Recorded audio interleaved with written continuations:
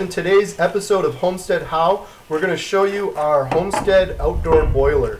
We love this thing. We've only had it for a couple of weeks. We're going to share some tips, some ideas, some things we would have done differently. So stay tuned and enjoy.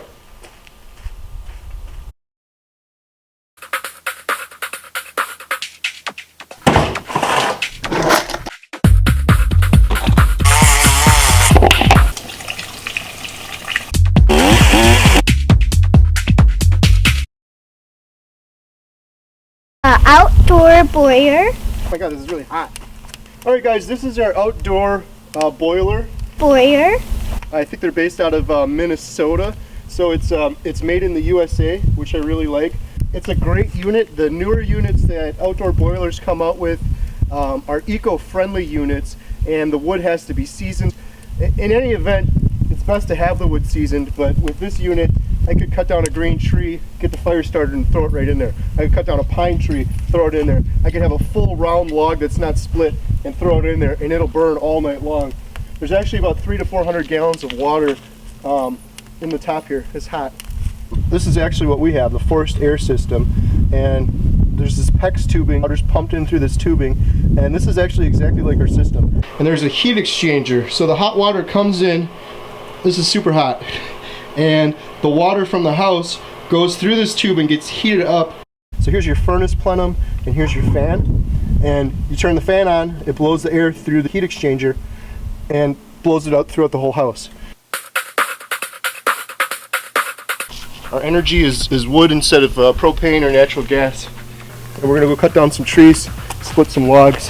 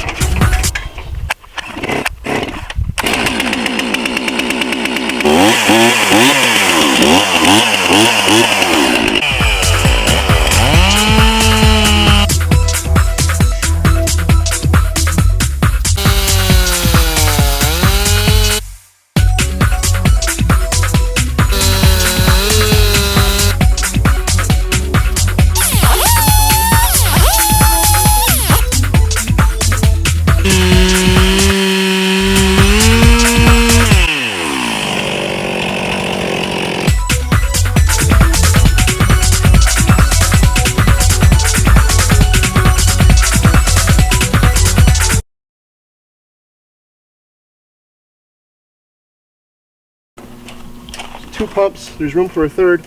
The hot water pumps through here. This pipe is hot. If I didn't have a glove on, it'd burn my hand touching it. Goes into the house, goes over the furnace. You turn the fan on in the furnace, heats the house up, all from this water. And there's a thermostat on the side where we can set the temperature. We keep it at about 180 degrees. That's the water temperature. And if it starts cooling down, there's a sensor in here and it opens this damper and it lets air in, and that heats the fire back up. This thing constantly goes throughout the day, on and off, open and closed, to regulate the air and to maximize the fire so the fire lasts as long as possible. What are we doing? We're gathering wood. Why are we gathering wood? So we can put it in our wood burning stove. And so we can get warm. Alright, get to it. See who can go the fastest.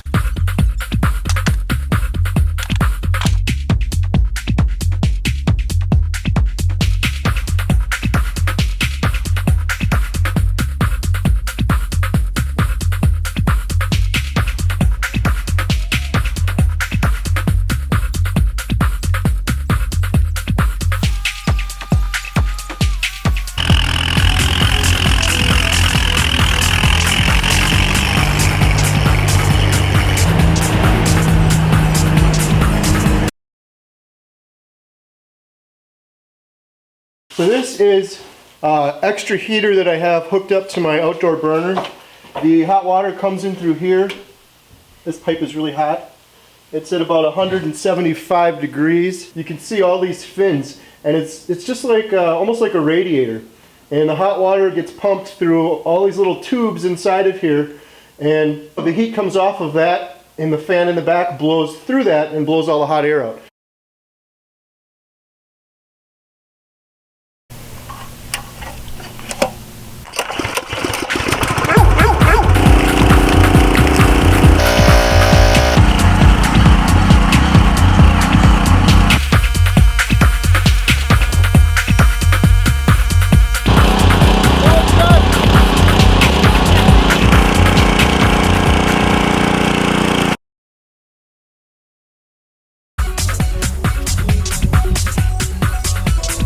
So we've got two thermostats here. This thermostat is for our propane.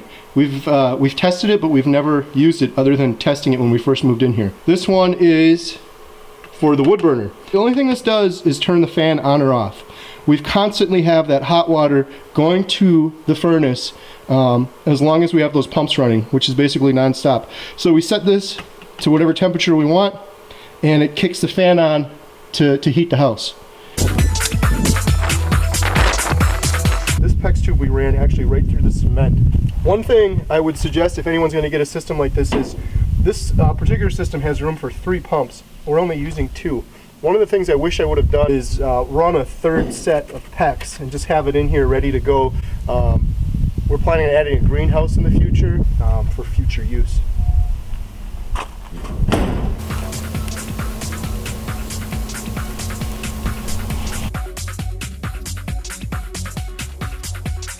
Once that burns up a little bit, I'm going to push it down and put some bigger logs in there, and it'll burn all night. Well, that's why we don't take that. Yeah, that's exactly why we don't take it. Bracket and stuff, everything's secured because this thing's going to be traveling all the way across the country. It's going to be bouncing up and down.